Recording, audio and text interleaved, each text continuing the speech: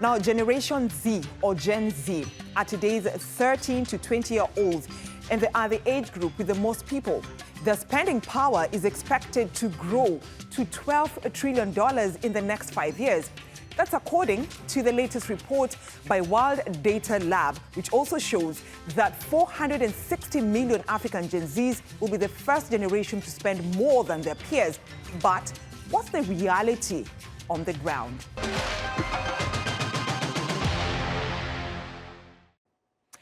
Gen Z is arguably the most digital savvy and globally interconnected generation. Across Africa, they've been vocal about political, social, and economic issues, both online and on the streets. Now, research shows that African Gen Zs will spend more than $800 billion by the end of the year and hit $1 trillion by 2035. So, who are the biggest Gen Z spenders and where do they come from?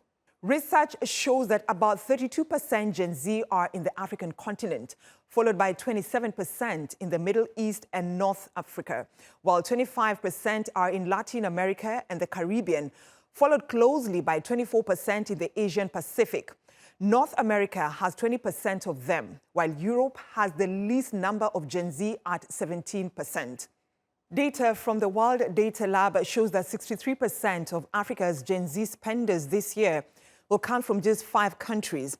Nigeria's Gen Z will spend $256 billion, followed by Egyptians at $116 billion, while South Africans will spend about half that at $56 billion. Ethiopia's 13 to 28-year-olds could spend up to $43 billion, and about $34 billion will be spent by Gen Zs in Kenya.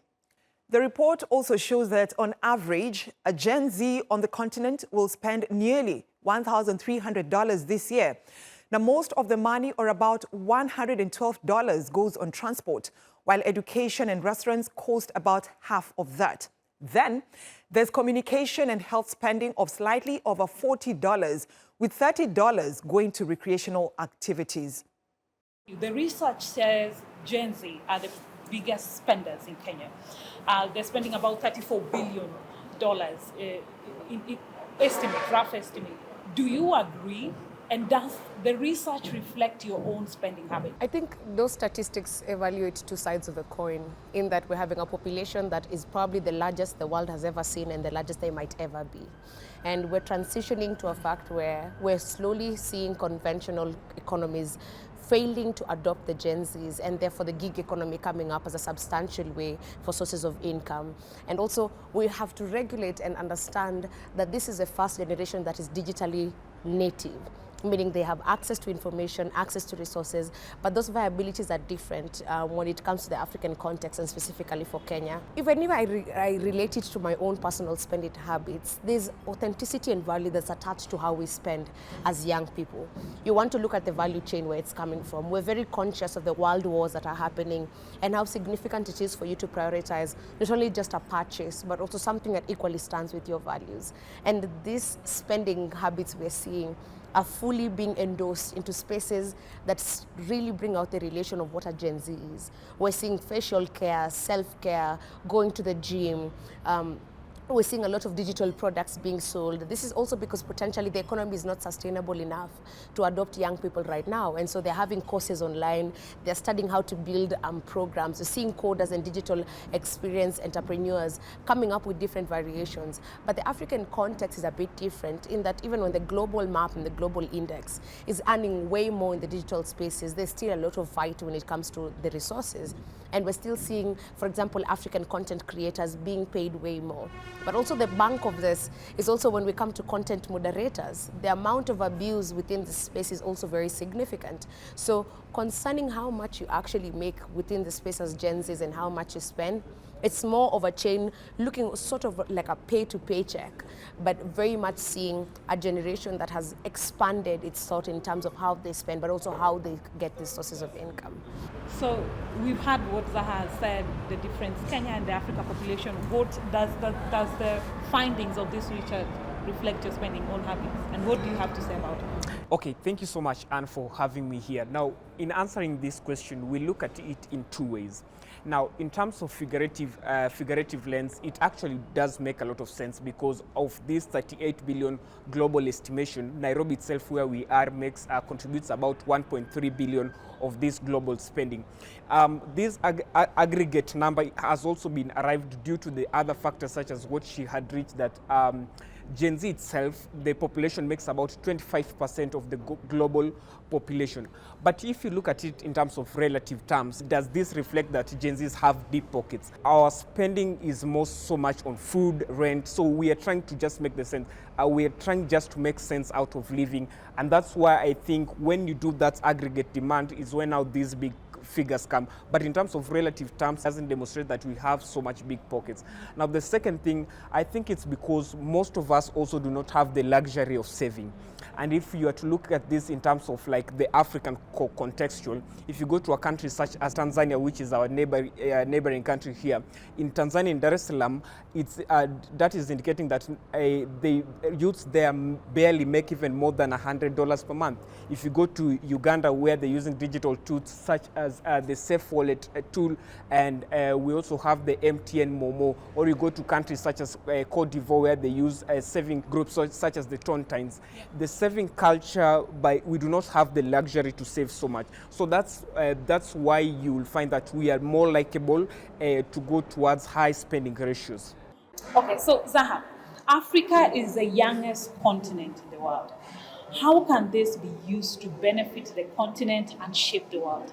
It's very significant for us to look at what, especially with this report, we're looking at how Africa as a constituent is focusing fully on developing itself. And if I was listening to Mark earlier, and I think one thing that popped up in my mind is the fact that this is also a generation that is very democratic, that is very spoken. The freedom of speech has become very relevant to this generation than when it was being fought for. And as much as we've seen, for example, in Kenya, the Gen Z movement, I want us to look at a stretch within the West Africa, Mali, Burkina Faso. We're also having this continent having the youngest president to ever been seen. And with all these structures coming up whereby leadership is taking a turn, entrepreneurs are taking a turn, we're seeing young billionaires coming in the front line, we're seeing innovation happening. Africa has the potential to not only grow itself in a phenomenal way, but also to explore things that have never been explored before. Number one, medicine. And I keep talking about this in very many spaces. This is also the very best genome to get into medical research. And for the first time, move away from the global pharmaceutical industry and start reproducing African medicine that actually works for our genome. Number two, the industry of transport and communication is blooming. And this is also from the fact that young people have now started becoming nomadic. Another thing that has to be fully checked in is the gig economy. Young Kenyans are not looking for employment. Young Africans are not looking to sit in an office. They're looking at what else. So, Mark, you heard what Zaha has said. Africa can not only be looked at as a resource center, but we have something else. We also have something to offer. Being the youngest continent, how can this be used to benefit the African continent and also the world? Yeah, I think numerically it does make sense because by 2030 research is indicating that the African Gen Z population will make about 42% of the global population of Gen Zs. And I think that's why major global brands such as Netflix, Nike, Google are trying to module a number of their products to suit that which is most desirable to the African Gen Zs. But I think we need to understand how then potentially this energy of the Gen Zs in Africa will prospectively make sense in two binaries. One is the hardware and two is the software. Now the hardware is the metrical things that we know about what makes us beautiful or what makes us strong. Say, for example, politically, we have the numbers, we are more enlightened, etc., etc. We have more ideas about how democratic spaces should work. Now, the software is how then do you convert all these already existing metrical ways to something that is, will produce something, right? So, if, for example, in Nairobi here, we have the iHub, which has been able to be a center where dozens of young people have been able to, explore their entrepreneurial ways. Now, there are two things that I think will come out as a challenge. Now, this is to the formal space and in the informal space. In the formal space, where some of us, particularly somebody like me, is in, I've realized that many young people are not being absorbed into these formal spaces. For example, example here in Kenya, although the statistics is just indicating us that, you know, Gen Zs in the 67% unemployment rate, Gen Zs form 12.23% of the employment rate. You come to the civil service in Kenya, only 3% composed of people who are 25 years and below. That's something that should worry us. If you go to the informal space, I think that's where she was talking so much that do we have systemic ways that can gauge, you know, how is money being made there? And I think it's in a conventional space that even government itself is trying to see how they could regulate. That's why you heard even last in the finance bill, government was trying to introduce something like 6% in the digital hub spaces.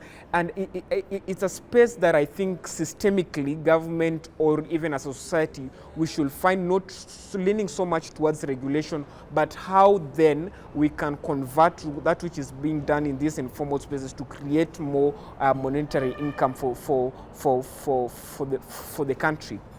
So guys,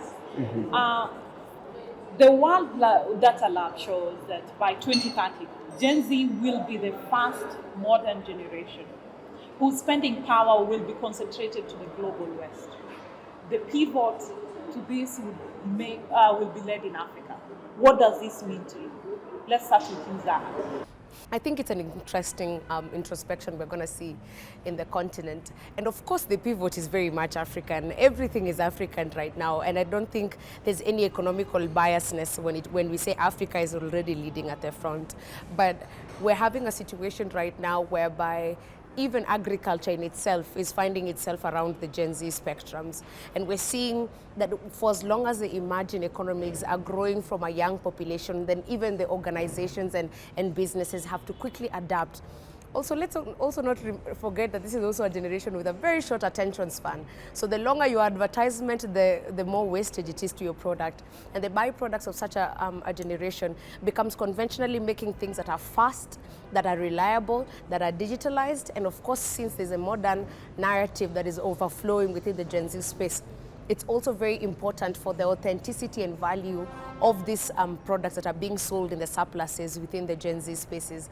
This is going to be the first ever digital native generation, and it's also equally the largest that we'll ever see and that will ever be in the world. Well, until we see an uplift or a surplus coming up later, we're going to conventionally have to create spaces for not only young people to be only buying, but to also give them space to create, because the creativity that is around these spaces, especially for Gen Zs, are going to fully endorse what our digital economy will look like for the next 20 years. We're seeing the research from the World Lab saying that by 2030, we're supposed to be having Gen Zs accumulate almost $12 trillion in expenditure. That is going to deliberately be innovated around what Gen Zs actually need. And since this is a transitional generation from childhood to adulthood, from young adults to actual adults, we're supposed to transitionally see what would benefit their spectrum. And if companies want to actually sell to these young people, it has to be very, very structured towards what they're looking forward to, but also very much digitalize everything. We're seeing the frequency of how many times a Gen Z person buys online more than they buy on the shop is increasing every time. So conveniency is also very key for this generation. So especially for the African context, it has to be absolutely predominant that we start making young people understand that yes, we do have the resources that the world actually sits upon. Then what does it mean to hold it? We're seeing Burkina Faso actually now protecting its mines. We're seeing Mali saying you cannot mine gold here. This belongs to the people. Those are the structures that are needed to not only protect the diversity that young people have in the continent, but also to give them an upper hand in negotiating the terms of sale and the terms of buying, such that we have a purchase parity that also reflects to the African continent. I think, because Zaha has given so much prospects into how beautiful this will turn into, I think a word of caution that I think I would need to ask ourselves is this: does the power merely lie in the numbers? Because if prospectively we are gauging this prospect based merely on this single metric of numbers, for me, I've often believed in this. Numbers only work when they are organized, and that's why I've always said this a number of times, that an organized minority will always beat a disorganized majority any day, any time. That although these numbers will be working in terms of in the favor of the African continent, if existing structures such as government do not put in structures that will then enable this digitally incubated economy to grow, having low inflation rates, such as building the entrepreneurial culture within Africa, then I think if the Western side, although they will be minority, if the institutions continue to thrive the way they are, I think they will over time still dominate us. And that's why I will reiterate this point, that an organized minority will always beat a disorganized majority. So I think it's the mandate of the African governments to then put on cautionary measures or structural ways that will then build that digital incubated economy. So thank you, Mark. Thank you, Zaha, for making the time for this interview. We really appreciate it. And like you've heard, Brenda, the target population dissecting the findings of this research, how it affects the African continent, what do we stand to benefit. All that is what they've been able to capture in this time, and I'm really, really grateful. So back to you, Brenda, in studio. Still to come here on Africa Matters. I am Lamek Masina here in Chirega area in southern Malawi to tell you about farmers using fertiliser and animal feed made from black soldier flies.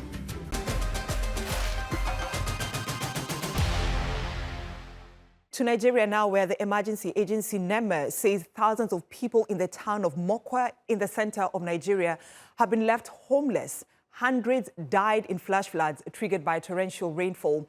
Residents are trying to salvage what's left of their destroyed homes, as Timothy Obiezu reports. Fatima Usman is standing on what was once her home. Now it's just mud and rubble. Last Thursday, she narrowly escaped drowning with her youngest child strapped to her back when flash floods swept through the town near the Niger River. But not everyone in her family made it. I lost 18 of my family members, and none of the bodies have been recovered until now. We lost our children, our houses, and everything we had. We desperately need the government's help. For many here, this is the worst flooding they've ever witnessed, and hundreds of people are missing. Hassan Umaru, a local school teacher, says most of his 870 students survived.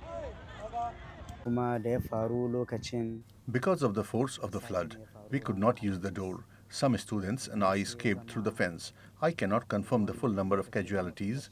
We found 4 bodies, but many are still missing. Residents say the flood struck without warning around 6 a.m. last Thursday, sweeping people and homes downstream. Recovery efforts have been going on for days, but the lingering stench in the air suggests more bodies may still be trapped beneath the mud and rubble. State authorities are distributing aid and cautioning residents to remain alert. Repair work is underway on a collapsed bridge linking the community to surrounding areas to ease access. We will ensure the bridge is fixed quickly. I also want to urge residents not to build on waterways. Most of the affected houses were built there. I've spoken with Deputy Governor and relevant agencies about evacuating remaining structures on waterways. Emergency officials say such disasters are becoming more frequent, and climate change appears to be fueling more extreme weather patterns in Nigeria.